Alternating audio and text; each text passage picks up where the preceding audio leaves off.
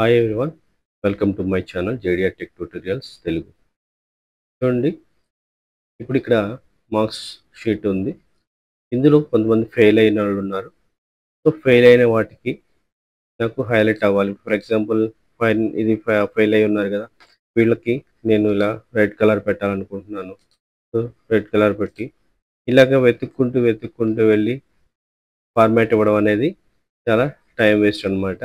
దీనికి డైరెక్ట్గా ఎలా చేయొచ్చు చూడండి. సో ఆ రేంజ్ అంతా సెలెక్ట్ చేసుకుని ఫస్ట్ సెలెక్ట్ చేసుకున్న తర్వాత కండిషనల్ ఫార్మాట్లోకి వెళ్ళండి. కండిషనల్ ఫార్మాట్లో హైలైట్ సెల్స్ రూల్స్, దీంట్లో మోర్ రూల్స్లోకి వెళ్ళండి.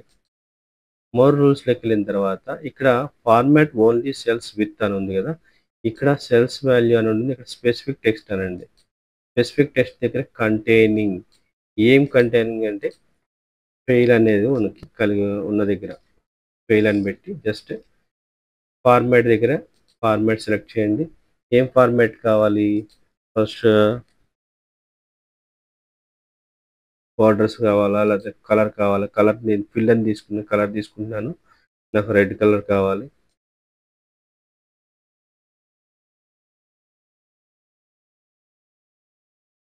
నేను మీ ఇష్టం వచ్చిన కలర్ తీసుకోండి.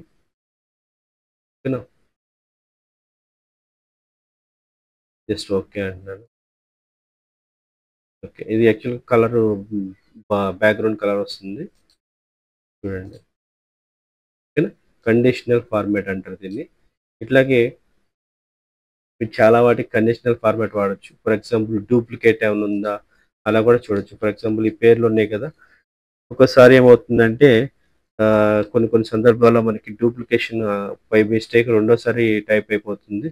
అలాంటప్పుడు డూప్లికేట్ ఏమైనా ఉంటే కనుక మనం ఫైండ్ అవుట్ చేయడానికి హైలైట్లోకి వెళ్ళి చూడండి, డూప్లికేట్ వాల్యూస్ అన్నాం అనుకోండి. ఏదైనా డూప్లికేషన్ ఉంటే కనుక జస్ట్ ఇదిగోండి, ఇక్కడెక్కడ డూప్లికేషన్ లేదు కాబట్టి రాలేదు. ఫర్ ఎగ్జాంపుల్ ఏదైనా ఒక డూప్లికేషన్ చేసి చూద్దాం. జాన్ డోయ్ అని ఉంది కదా, జాన్. సో డూప్లికేషన్ అయితే కనుక మనకి అలా హైలైట్ అవుతుంది. సో ఈ డూప్లికేషన్ హైలైట్ చేయడానికి ఇట్లాగా కండిషనల్ ఫార్మాట్ ఇదిగోండి, పెద్ద వాల్యూ గ్రేటర్ దాన్. కోర్స్ ఇప్పుడు ఇందులో నాకు 35 తగ్గిన ఎవరైతే 35 కన్నా తగ్గారో వాళ్ళందరిది నాకు ఫార్మాట్ కనిపించాలి, హైలైట్ అయ్యి కనిపించాలి అనుకోండి. ఇదిగోండి లెస్ దాన్ అనండి, లేదు పైన పెరిగినాయి అంటే గ్రేటర్ దాన్, అట్లాగా బిట్వీన్ వాల్యూనా ఎక్కడ అనేది. సో లెస్ దాన్ 35 అన్నాను. ఓకేనండి. ఓకే, చూడండి ఎవరెవరికైతే 35 వచ్చిందో అది ఆటోమేటిక్గా ఫార్మాట్ వచ్చేస్తుంది. సో ఇక్కడ నేను 20 అని ఉంది, ఇది నేను 50 కింద మారుస్తున్నాను. ఓకేనా, ఎప్పుడైతే మనకి వాల్యూ మారిందో ఆటోమేటిక్గా హైలైట్ అనేది పోతుంది. ఓకేనా. సో అట్లాగే ఈ ఫార్మాట్స్ ఉన్నాయి కదా, ఈ పర్సంటేజ్ ఉంది కదండి, ఇది టేబుల్ అనేది నాకు రేంజ్ టైప్లో కావాలి, డేటా బార్స్తో కావాలి. ఇలాగా చూడండి, కనిపిస్తుంది కదా, ఇట్లా బార్స్తో అయితే కనుక మనకి పర్సంటేజ్ని బేస్ చేసుకొని ఆ రేంజ్ అనేది కనిపిస్తూ ఉంటుంది అనమాట.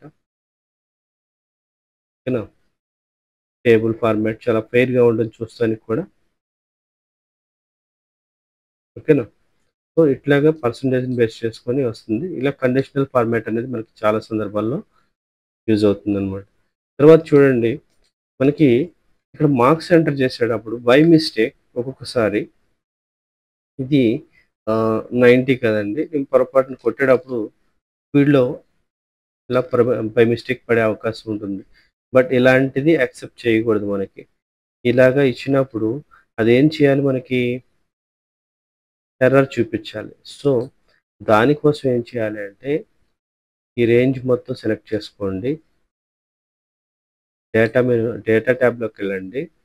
దీంట్లో డేటా వ్యాలిడేషన్లోకి వెళ్ళండి. మళ్ళీ ఇక్కడ ఎనీ అని ఉంది కదా, ఇక్కడ హోల్ నెంబర్ సెలెక్ట్ చేసుకోండి. హోల్ నెంబర్ సెలెక్ట్ చేసుకున్న తర్వాత మన ఇక్కడ ఇచ్చే వాల్యూస్ ఎక్కడి నుంచి ఎక్కడి వరకు ఉండాలి, 0 నుంచి 100 వరకు మాత్రమే ఉండాలి. ఇక్కడ బిట్వీన్ అన్నాం మనం.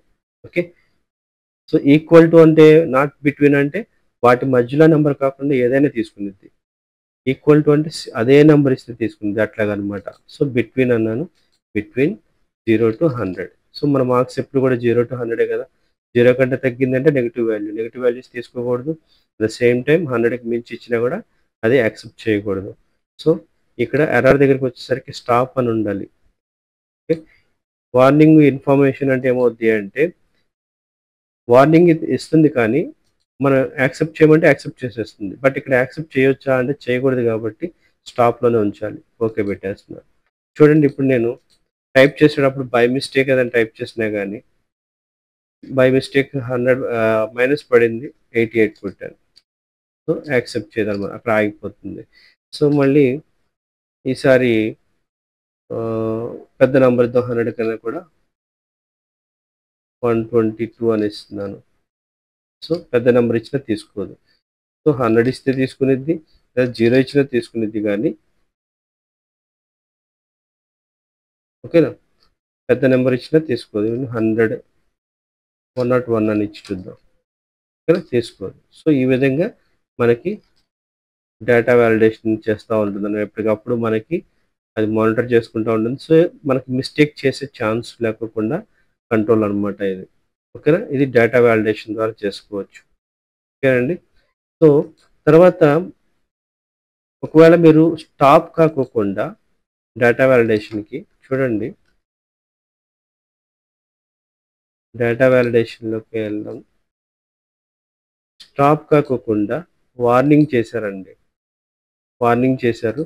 ఇప్పుడు వాల్యూ ఇస్తున్నాను చూడండి, 102 ఇచ్చాను. వార్నింగ్ వచ్చింది కానీ యాక్సెప్ట్ చేయాలంటే కనుక ఎస్ నొక్కితే యాక్సెప్ట్ అయిపోతుంది. ఓకేనా. ఈ విధంగా 2-3 చోట్ల ఇచ్చి చూద్దాం. చూడండి వార్నింగ్ వచ్చింది, యాక్సెప్ట్ చేశాను. సో ఇట్లాగా వార్నింగ్ వస్తుంది బట్ మనం యాక్సెప్ట్ చేసేసుకుంటూ వెళ్ళిపోతున్నాం. ఇది వార్నింగ్ అనమాట. అయితే తర్వాత ఏవైతే నేను మిస్టేక్స్ చేశానో అవన్నీ చూడాలి అనుకుంటే కనుక చూడండి, డేటా వ్యాలిడేషన్లోకి వెళ్ళి సర్కిల్ ఇన్వాలిడ్ డేటా అనండి. మన కండిషన్ ఏంటి, 0 నుంచి 100 వరకు ఉన్నాయి మాత్రమే యాక్సెప్ట్ చేయాలి. ఆ తర్వాత వాటిని యాక్సెప్ట్ చేయకూడదు అనుకున్నాం కానీ యాక్సెప్ట్ చేసాం. బట్ అవి ఏంటో చూపించమంటే కనుక ఇదిగోండి, సర్కిల్ ఇన్వాలిడ్ అంటే ఆటోమేటిక్గా ఏవైతే మనం మిస్టేక్ చేసామో అవన్నీ కూడా ఇక్కడ మనకి సర్కిల్ చేసి చూపిస్తూ ఉంటుంది ఈ విధంగా. ఓకేనండి. సో వాటిని మనం కరెక్షన్ చేసుకోవడానికి అవకాశం ఉంటుందన్నమాట. సో లేదు అయిపోయిందండి సర్కిల్స్ తీసారంటే క్లియర్ వ్యాలిడేషన్ సర్కిల్స్. ఓకేనా. ఈ విధంగా మనం డేటా వ్యాలిడేషన్ చేయొచ్చు, అలాగే కండిషనల్ ఫార్మాట్స్ చేయొచ్చు. కండిషనల్ ఫార్మాట్స్ డేటా వ్యాలిడేషన్ కాంబినేషన్తో చాలా టేబుల్స్ మనం తయారు చేసుకోవచ్చు. ఓకేనండి. బాగా ప్రాక్టీస్ చేయండి.